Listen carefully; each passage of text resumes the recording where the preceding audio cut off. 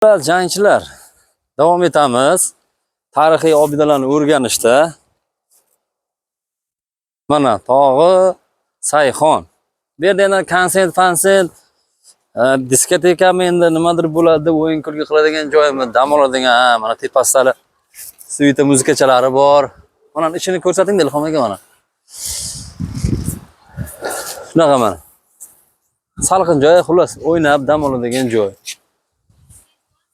Zo'r mana. Mana bu yerda mana yana tarixiy obidalar. Shunaqa mana.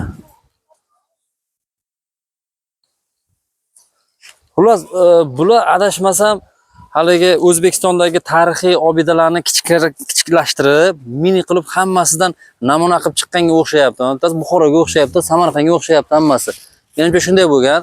Xullas, bitta kelganni o'zida O'zbekistondagi barcha tarixiy obidalarni ko'rish imkoniyati bor ekan. Endi tushunib yetdim. Bu tomonda Samarqand, Buxoro, qayerda nima bo'lsa hammasi shu yerda ekanda. Bunaqa